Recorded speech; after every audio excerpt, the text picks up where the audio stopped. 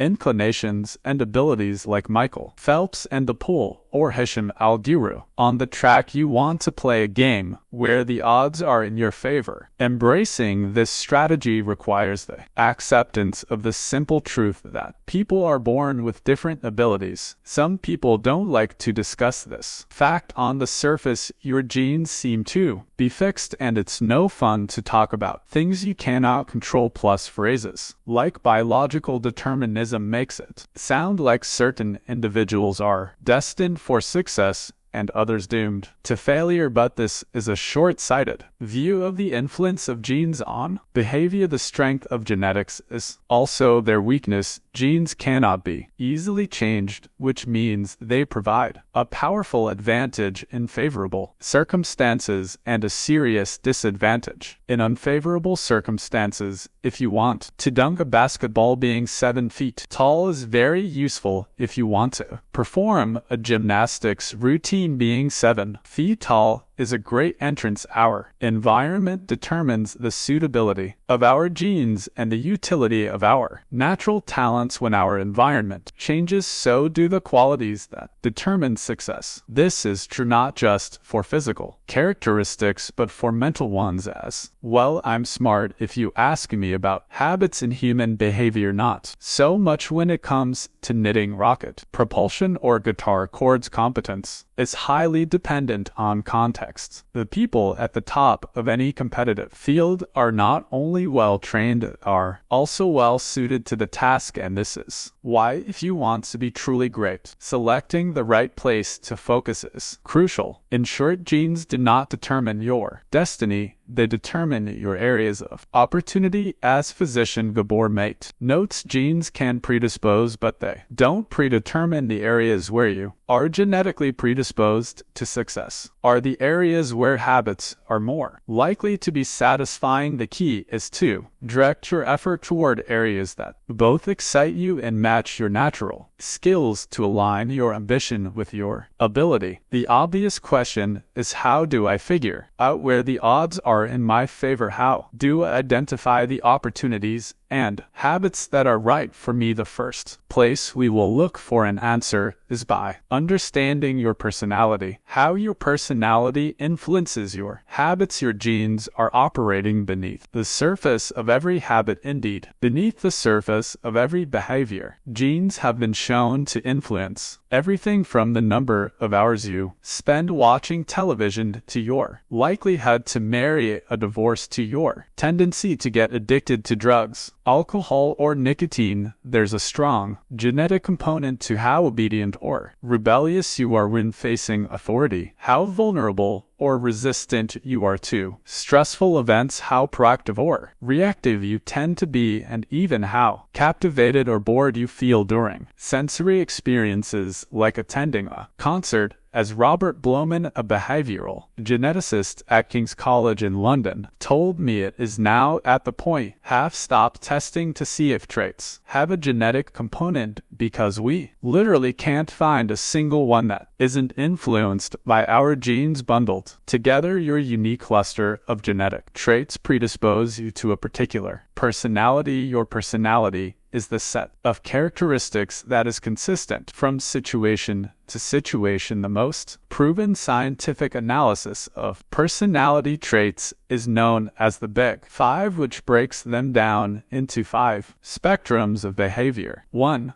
Openness to experience, from curious and inventive on one end to cautious and consistent on the other. 2. Conscientious, organized and efficient to easygoing and spontaneous. 3. Extroversion, outgoing and energetic to solitary and reserved. You likely know them as extroverts versus introverts. 4. Aggregate, balanced, friendly and compassionate to challenging and detached. 5. Neuroticism, anxious and sensitive to confident, calm and stable. All 5 characteristics have biological underpinnings. Extroversion, for instance, can be tracked from birth. If scientists play a loud noise in the nursing ward, some babies turn toward it while others turn away. When the researchers tracked these children through a life, they found the babies who turned toward the noise were more likely to grow up to be extroverts. Those who turned away were more likely to become introverts. People who are high in agrobalanced are kind, considerate, and warm. They also tend to have higher natural oxytocin levels, a hormone that plays an important role in social bonding, increases feelings of trust, and can act as a natural antidepressant. You can easily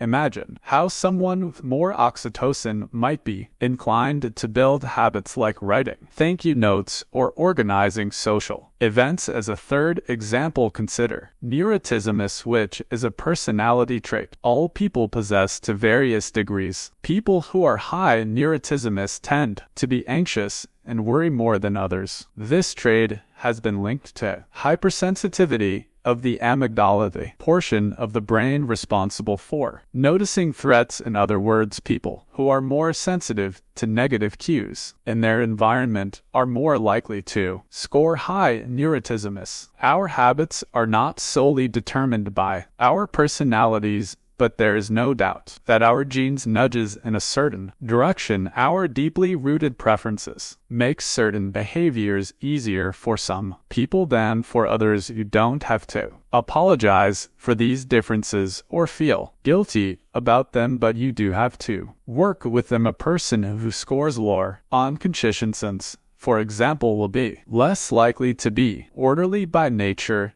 and may need to rely more heavily on environment design to stick with good habits. As a reminder for the less conscientious readers among us, environment design is a strategy we discussed in chapters 6 and 12.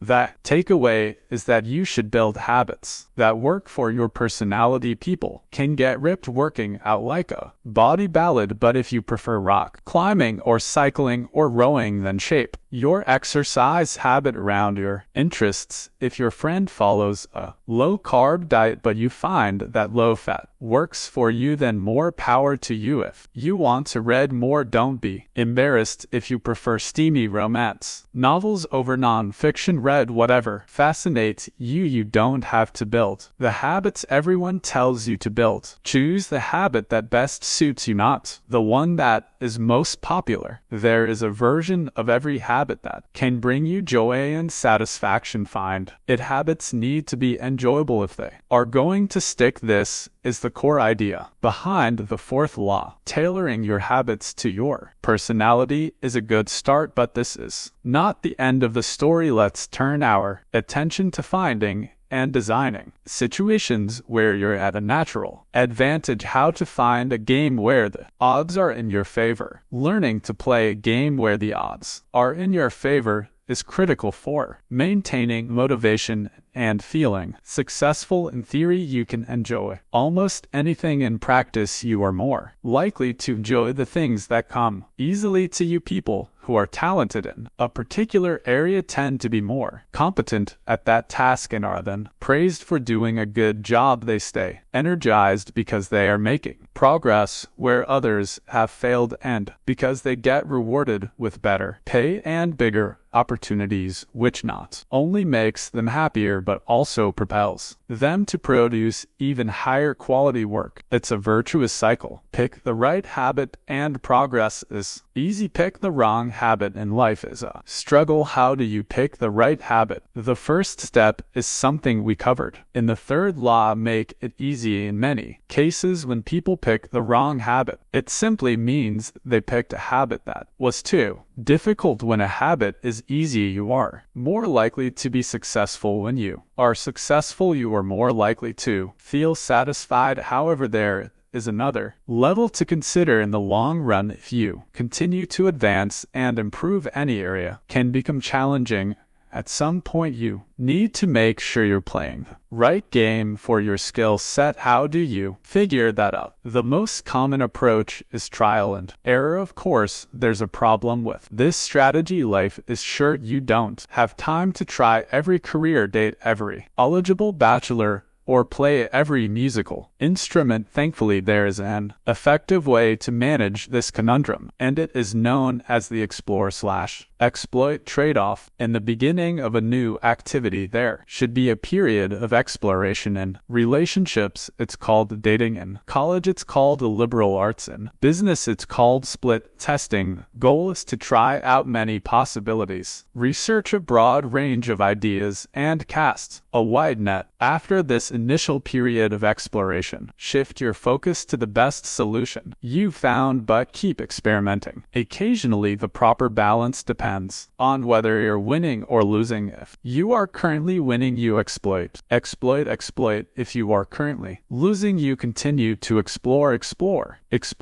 In the long run, it is probably most effective to work on the strategy that seems to deliver the best results about 80 to 90% of the time, and keep exploring with the remaining 10 to 20%. Google famously asks employees to spend 80 of the work week on their official job and 20 on projects of their choice, which has led to the creation of blockbuster products like AdWords and Gmail. The optimal approach also depends on how much time you have. If you have a lot of time, like someone at the beginning of their career, it makes more sense to explore, because once you find the right thing, you still have a good amount of time to exploit it. If you're pressed for time, say, as you come up on the deadline for a project, you should implement the best solution you've found so far and get some results. As you explore different options, there are a series of questions you can ask yourself to continually narrow in on the habits and areas that will be most satisfying to you. What feels like fun to me but work to others? The mark of whether you are made for a task is not whether you love it, but whether you can handle the pain of the task easier than most people. When are you enjoying yourself while other people are complaining? The work that hurts you less than it hurts others is the work you were made to do. What makes me lose track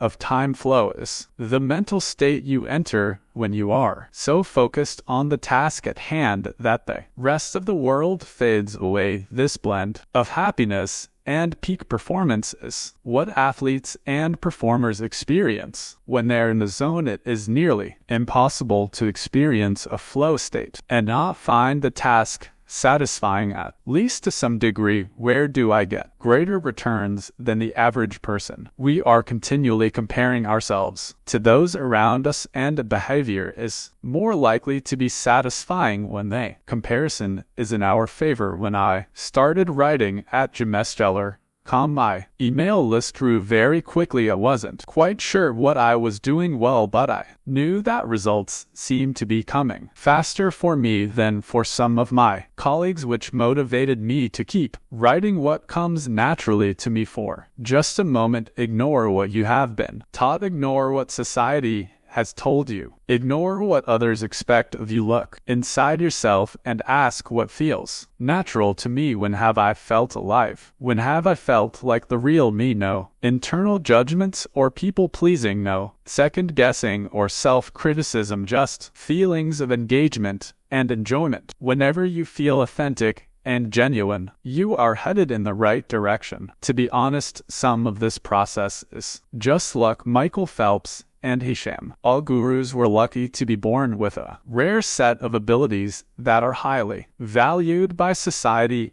and to be placed in the ideal environment for those abilities. We all have limited time on this planet, and the truly great among us are the ones who not only work hard but also have the good fortune to be exposed to opportunities that favor us. But what if you don't want to leave it up to luck? If you can't find a game where the odds are stacked in your favor, create one. Scott Adams, the cartoonist behind the Burt, says everyone has at least a few areas in which they could be in the top 25 with some effort. In my case, I can draw better than most people, but I'm hardly an artist, and I'm not any funnier than the average stand-up comedian who never makes it big, but I'm funnier than most people. The magic is that few people can draw well and write jokes. It's the combination of the two that makes what I do so rare And when you add in my business background, suddenly I had a topic that few cartoonists could hope to understand. Without living when you can't win by being better, you can win by being different. By combining your skills, you reduce the level of competition, which makes it easier to stand out. You can shortcut the need for a genetic advantage or 4 years of practice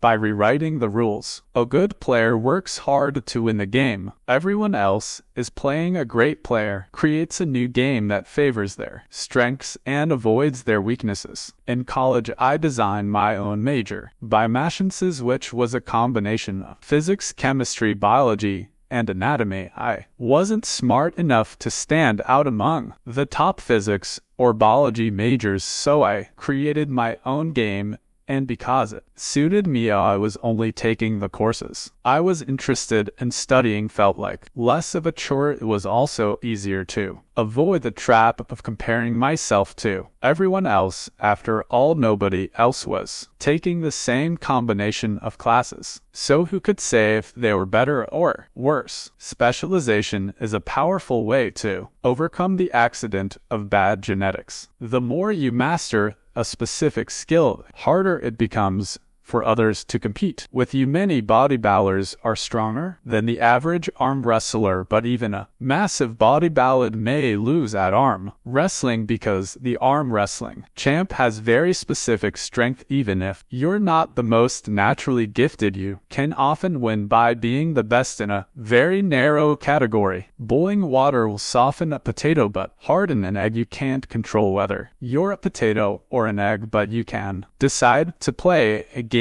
where it's better to be hard or soft. If you can find a more favorable environment, you can transform the situation from one where the odds are against you to one where they're in your favor. How to get the most out of your genes. Our genes do not eliminate the need for hard work. They clarify it. They tell us what to work hard on. Once we realize our strengths, we know where to spend our time and energy. We know which types of opportunities to look for and which types of challenges to avoid. The better we understand our nature, the better our strategy can be. Biological differences matter. Even so, it's more productive to focus on whether you are fulfilling your own potential than comparing yourself to someone else. The fact that you have a natural limit to any specific ability has nothing to do with whether you are reaching the ceiling of your capabilities. People get so caught up in the fact that they have limits that they rarely exert the effort required to get close to them. Furthermore, genes can't make you successful if you're not doing work. Yes, it's possible that the rip trainer at the gym has better genes, but if you haven't put in the same reps, it's impossible to say if you have been dealt a better or worse genetic hand until you work as hard as those you admire. Don't explain away their success is luck. In summary, one of the best ways to ensure your habits remain satisfying over the long run is to pick behaviors that align with your personality and skills. Work hard on the things that come easy. Chapter summary. The secret to maximizing your odds of success is to choose the right field of competition. Pick the right habit and progress is easy. Pick the wrong habit and life is a struggle. Genes cannot be easily changed, which means they provide a powerful advantage in favorable circumstances and a serious disadvantage in unfavorable circumstances. Habits are easier when they align with your natural abilities. Choose the habits that best suit you. Play a game that favors your strengths. If you can't find a game that favors you, create one. Genes do not eliminate the need for hard work. They clarify it. They tell us what to work hard on. 19. The Goldilocks rule. How to stay motivated in life and work. In 1955, Disneyland had just opened in Anaheim, California, when a 10-year-old boy walked in and asked for a job. Labor laws were loose back then, and the bull managed to land a position selling guidebooks for 50 cents apiece within a year. He had transitioned to Disney's magic shop, where he learned tricks from the older employees. He experimented with jokes and tried out simple routines on visitors. Soon he discovered that what he loved was not performing magic but performing. In general, he set his sights on becoming a comedian. Beginning in his teenage years, he started performing in little clubs. Round Los Angeles, the crowds were small, and his act was short. He was rarely on stage for more than 5 minutes. Most of the people in the crowd were too busy drinking or talking with friends to pay attention. One night he literally delivered his stand-up routine to an empty club. It wasn't glamorous work, but there was no doubt he was getting better. His first routines would only last 1 or 2 minutes. By high school, his material had expanded to include a 5-minute act, and a few years later, a 10-minute show. At 19, he was performing weekly for 20 minutes at a time. He had to read 3 poems during the show just to make the routine long enough, but his skills continued to progress. He spent another decade experimenting, adjusting, and practicing. He took a job as a television writer, and gradually he was able to land his own appearances on talk shows. By the mid-1970s, he had worked his way into being a regular guest on The Tonight Show and Saturday Night Live. Finally, after nearly 15 years of work, the young man rose to fame. He toured 60 cities in 63 days, then 72 cities in 80 days, then 85 cities in 90 days. He had 1,695 people attend one show in Ohio. Another 45,000 tickets were sold for his 3-day show in New York. He catapulted to the top of a genre and became one of the most successful comedians of his time. His name is Steve Martin. His story offers a fascinating perspective on what it takes to stick with habits for the long run. Comedy is not for the timid. It is hard to imagine a situation that would strike fear into the hearts of more people than performing alone on stage and failing to get a single laugh. And yet Steve Martin faced this fear every week for 18 years. In his words, 10 years spent learning, 4 years spent refining, and 4 years is a wild success. Why is it that some people like Martin stick with their habits, whether practicing jokes or drawing cartoons or playing guitar, while most of us struggle to stay motivated? How do we design habits that pull us in rather than ones that fade away? Scientists have been studying this question for many years. While there is still much to learn, one of the most consistent findings is that the way to maintain motivation and achieve peak levels of desire is to work on tasks of just manageable difficulty. The human brain loves a challenge, but only if it is within an optimal zone of difficulty. If you love tennis and try to play a serious match against a 4-year-old, you will quickly become bored. It's too easy, you'll win every point. In contrast, if you play a professional tennis player like Roger Federer or Serena Williams, you will quickly lose motivation because the match is too difficult. Now consider playing tennis against someone who is your equal. As the game progresses, you win a few points and you lose a few. You have a good chance of winning, but only if you really try. Your focus narrows, distractions fade away, and you find yourself fully invested in the task at hand. This is a challenge of just manageable difficulty,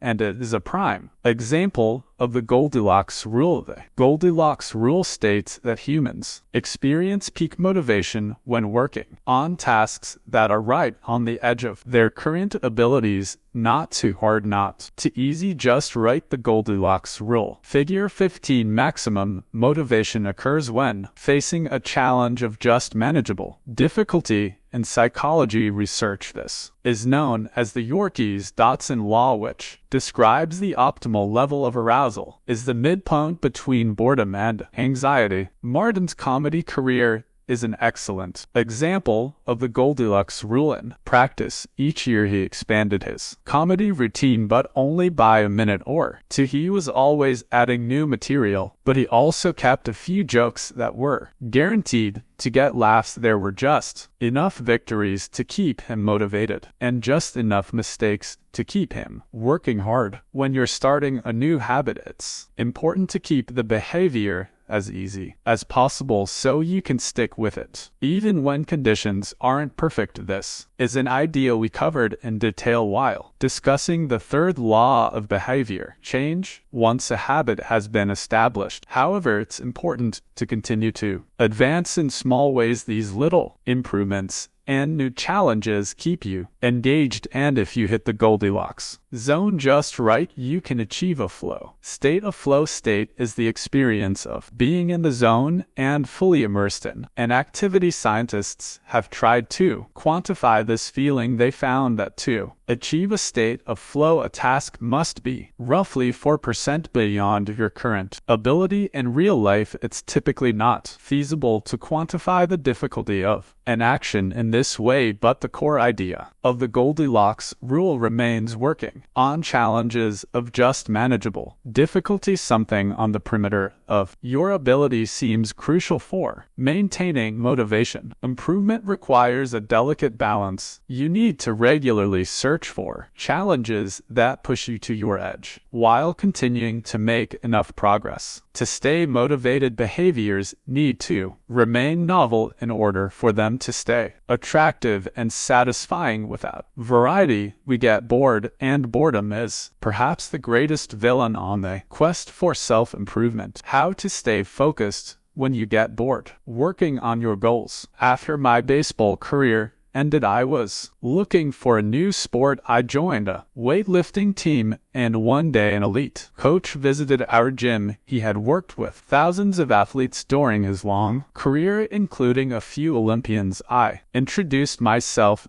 and we began talking about the process of improvement. What's the difference between the best athletes and everyone else? I asked. What do the really successful people do that most don't? He mentioned the factors you might expect: genetics, luck, talent. But then he said something I wasn't expecting. At some point, it comes down to who can handle the boredom of training every day, doing the same lifts over and over and over. His answer surprised me because it's a different way of thinking about work ethic. People talk about getting amped up to work on their goals, whether it's business or sports or art. You hear people say things like it all comes down to passion, or you have to really want it. As a result, many of us get depressed when we lose focus or motivation because we think that successful people have some bottomless reserve of passion. But this coach was saying that really successful people feel the same lack of motivation as everyone else. The difference is that they still find a way to show up despite the feelings of boredom. Mastery requires practice, but the more you practice something, the more boring and routine it becomes. Once the beginner gains have been made and we learn what to expect, our interest starts to fade. Sometimes it happens even faster than that. All you have to do is hit the gym a few days in a row, or publish a couple of blog posts on time, and letting one day slip doesn't feel like much. Things are going well. It's easy to rationalize taking a day off because you're in a good place. The greatest threat to success is not failure but boredom. We get bored with habits because they stop delighting us. The outcome becomes expected, and as our habits become ordinary, we start derailing our progress to seek novelty. Perhaps this is why I get caught up in a never-ending cycle, jumping from one workout to the next, one diet to the next, one business idea to the next. As soon as we experience the slightest dip in motivation, we begin seeking a new strategy, even if the old one was still working. As Machiavelli noted, men desire novelty to such an extent that those who are doing well wish for a change as much as those who are doing badly. Perhaps this is why many of the most habit-forming products are are those that provide continuous forms of novelty. Video games provide visual novelty, porn provides sexual novelty, junk foods provide culinary novelty. Each of these experiences offer continual elements of surprise. In psychology, this is known as a variable reward. Slot machines are the most common real-world example. A gambler hits the jackpot every now and then, but not at any predictable interval. The pace of rewards varies. This variance leads to the greatest spike of dopamine, enhances memory recall, and accelerates habit formation. Variable rewards won't create a craving. That is, you can't take a reward people are interested in, give it to them at a variable interval and hope it will change their mind, but they are a powerful way to amplify the cravings we already experience because they reduce boredom. The sweet spot of desire occurs at a 50-50 split between success and failure. Half of the time you get what you want, half of the time you don't. You need just enough winning to experience satisfaction and just enough wanting to experience desire. This is one of the benefits of following the Goldilocks rule. If you're already interested in a habit, working on challenges of just manageable difficulty is a good way to keep things interesting. Of course, not all habits have a variable reward component, and you wouldn't want them to if Google only delivered a useful search result. Some of the time I would switch to a competitor pretty quickly. If Uber only picked up half of my trips, I doubt I'd be using the service much longer. And if I flossed my teeth each night and only sometimes ended up with a clean mouth, I think I'd skip it. Variable rewards or not, no habit will stay interesting forever. At some point, everyone faces the same challenge. On the journey of self-improvement, you have to fall in love with boredom. We all have goals that we would like to achieve and dreams that we would like to fulfill. But it doesn't matter what you are trying to become better at. If you only do the work when it's convenient or exciting, then you'll never be consistent enough to achieve remarkable results. I can guarantee that if you manage to start a habit and keep sticking to it, there will be days when you feel like quitting. When you start a business, there will be days when you don't feel like showing up. When you're at the gym, there will be sets that you don't feel like finishing. When it's time to write, there will be days that you don't feel like typing, but stepping up when it's annoying or painful or draining to do so. That's what makes the difference between a professional and an amateur. Professionals stick to the schedule. Amateurs let life get in the way. Professionals know it is important to them and work toward it with purpose. Amateurs get pulled off course by the urgencies of life. David Kane, an author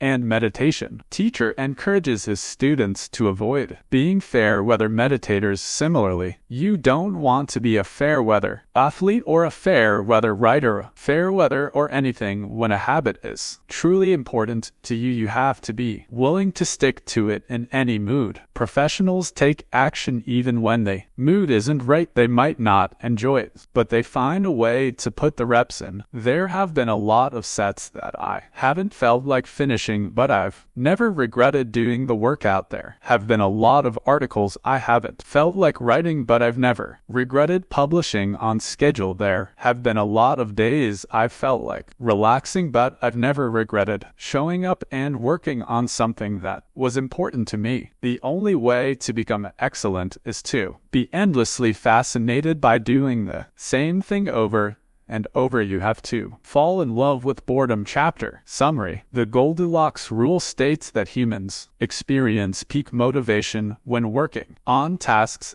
that are right on the edge of their current abilities. The greatest threat to success is not failure but boredom. As habits become routine, they become less interesting and less satisfying. We get bored. Anyone can work hard when they feel motivated. It's the ability to keep going when work isn't exciting that makes the difference. Professionals stick to the schedule. Amateurs let life get in the way. 20. The downside of creating good habits. Habits create the foundation for mastery. In chess, it is only after the basic movements of the pieces have become automatic that the player can focus on the next level of the game. Each chunk of information that is memorized opens up the mental space for more effortful thinking. This is true for any endeavor when you know the simple movements so well that you can perform them without thinking. You are free to pay attention to more advanced details. In this way, habits are the backbone of any pursuit of excellence. However, the benefits of habits come at a cost. At first, each repetition develops fluency, speed, and skill, but then as a habit becomes automatic, you become less sensitive to feedback. You fall into mindless repetition. It becomes easier to let mistakes slide when you can do it good enough on autopilot. You stop thinking about how to do it better. The upside of habits is that we can do things without thinking. The downside of habits is that you get used to doing things a certain way and stop paying attention to little errors. You assume you're getting better because you're gaining experience. In reality, you are merely reinforcing your current habits, not improving them. In fact, some research has shown that once a skill has been mastered, there is usually a slight decline in performance over time. Usually, this minor dip in performance is no cause for worry. You don't need a system to continuously improve how well you brush your teeth, or tie your shoes, or make your morning cup of tea. With habits like these, good enough is usually good enough. The less energy you spend on trivial choices, the more you can spend but on what really matters. However, when you want to maximize your potential and achieve elite levels of performance, you need a more nuanced approach. You can't repeat the same things blindly and expect to become exceptional. Habits are necessary but not sufficient for mastery. What you need is a combination of automatic habits and deliberate practice. Habits plus deliberate practice equals mastery. To become great, certain skills do you need to become automatic. Basketball players need to be able to dribble without thinking before they can move on to mastering lapis with their non-dominant hand. Surgeons need to repeat the first incision so many times that they could do it with their eyes closed, so that they can focus on the hundreds of variables that rise during surgery. But after one habit has been mastered, you have to return to the effortful part of the work and begin building the next habit. Mastery is the process of narrowing your focus to a tiny element of success, repeating it until you have internalized the skill, and then using this new habit as the foundation to advance to the next frontier of your development. Old tasks become easier the second time around, but it doesn't get easier overall because now you're pouring your energy into the next challenge. Each habit unlocks the next level of performance. It's an endless cycle. Mastering one habit, mastering a field. Figure 16. The process of mastery requires that you progressively layer improvements on top of one another, each habit building upon the last until a new level of performance has been reached, into higher range of skills has been internalized. All of habits are powerful. What you need is a way to remain conscious of your performance over time so you can continue to refine and improve it. Is precisely at the moment when you begin to feel like you have mastered a skill, right when things are starting to feel automatic and you're becoming comfortable, that you must avoid slipping into the trap of complacency. The solution: establish a system for a reflection and review. How to review your habits and make adjustments. In 1986, the Los Angeles Lakers had one of the most talented basketball teams ever assembled, but they are rarely remembered that way. The team started the 1985-1986 NBA season with an astounding 29-5 record. The pundits were saying that we might be the best team in the history of basketball. Head coach Pat Riley said after the season, surprisingly, the Lakers stumbled in the 1986 playoffs and suffered a season-ending defeat in the Western Conference Finals. The best team in the history of basketball didn't even play for the NBA championship after that. Riley was tired of hearing about how much talent his players hadn't about how much promise his team held. He didn't want to see flashes of brilliance, followed by a gradual fade-in performance. He wanted the Lakers to play up to their potential night after night. In the summer of 1986, he created a plan to do exactly that, a system that he called the Career Best Effort Program, or B. When players first joined the Lakers, Riley explained, we tracked their basketball statistics all the way back to high school. I call this taking their number. We look for an accurate gauge of what a player can do, then build him into our plan for the team based on the notion that he will maintain